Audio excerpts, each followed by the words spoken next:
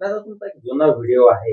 मुंबई महानगरपालिका ही ठाकरेंच्या हातामध्ये शोभून दिसते अशा प्रकारचं वक्तव्य तुम्ही तेव्हा केलं होतं आणि तो आता व्हायरल होताना दिसून येतोय मुंबई महापालिका निवडणुकीच्या पार्श्वभूमीवर. आता जर निवडणूक झाली तर मुंबई महापालिका कोणाकडे शोभून दिसेल किंवा कोणाच्या हातामध्ये शोभून दिसेल? आयला मी तसं नव्हतं म्हणलो. हे एकाच्या दोन जोडीत येतो दोघं.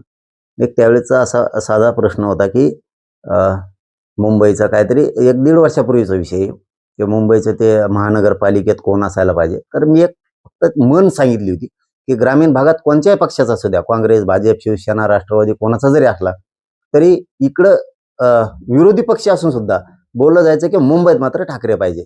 असं एक त्यावेळेस आपण बोलून गेलो म्हणलो होतो त्यावेळेस. आणि यांचं काहीच नाही हो, कुणी असला तरी आम्हाला फरक पडत नाही. आमच्या गोरगरिबांच्या जीवनात कुणी आला, हे काय आले ते काय आले, कधीच बदल होणार नाही. आम्हाला कामं कष्टच करावे लागणार आहेत. लोकांच्या कंपन्यामध्येच कामं करावे लागणार आहेत.